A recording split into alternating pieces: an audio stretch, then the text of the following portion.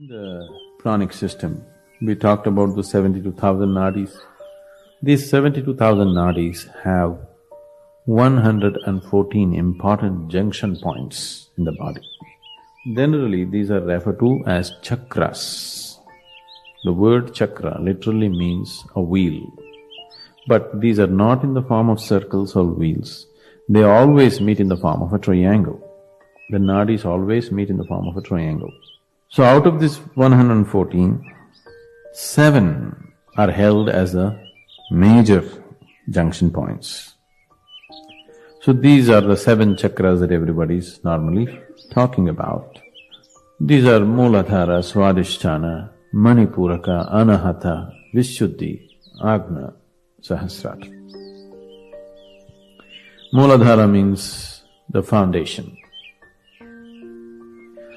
This is a center which is physically or physiologically, it is located between your anal outlet and your genital organ. It's called the perineum. If your energies are dominant in your Mooladhara, food and sleep will be the 2 major qualities of your life. They will be the most important factors in your life, food and sleep. If your energies are dominant in your Swadhisthana, which is located just above your genital organ, here you will be a pleasure seeker. Pleasure does not necessarily mean sex and things like that. You are somebody who wants to enjoy the world. That's dominant in you. So a person who is a pleasure seeker, he lives little more intensely than a person who is living just for food and sleep. Yes? So these are just different levels of intensities of life. As the intensity increases, your ability to experience different dimensions of life moves from one area of life to another. If your energies move into Manipuraka, or if they're more dominant in Manipuraka, you are a doer in the world. You want to do things. Maybe you're a businessman, maybe you're a politician or something where a lot of doing is needed, You're a doer. If energies move into Anahata, this is the creative center, you become a creative person. You want to create more than simply eating and sleeping or seeking pleasure outside. You would like to do something. There is creativity in you. A person, let's say an artist, generally their lives may be considered a little freaky for other people, but they experience life little more intensely than, let's say, a businessman. Yes? It's a different level of intensity. If energies move into Vishuddhi, which is the pit of the throat, the word Vishuddhi, the word Anahata means unstruck. This is the unstruck sound. This is a meeting between the lower and the higher. All your survival instincts are in the lower 3 chakras. Self-preservation is in Manipuraka, Swadhisthana and Mooladhara.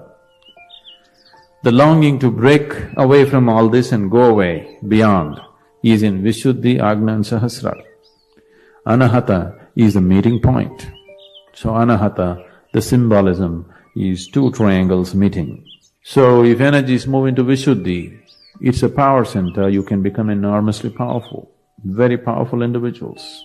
When I say power, not necessarily physical or financial or something, people can be powerful in so many ways.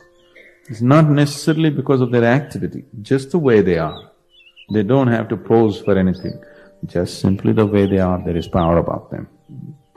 What is referred to as a 3rd eye is not necessarily another eye like this.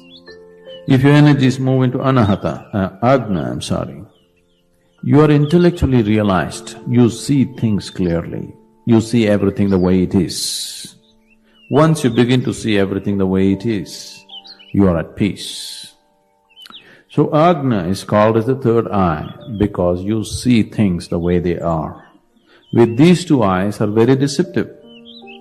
They make you see things the way it is necessary for your survival. They don't allow you to see everything the way it is. Once your energies touch Agna, now you're seeing things the way they are, everything the way it is. Now, that is why it is referred to as a 3rd eye. Now, Sahasrara is the seventh chakra that is not in the body, just outside the body. But most people, it is dormant, it is not active. If some sadhana comes into your life, if you activate it in a certain way, or because of a very intense way of living, it can become active.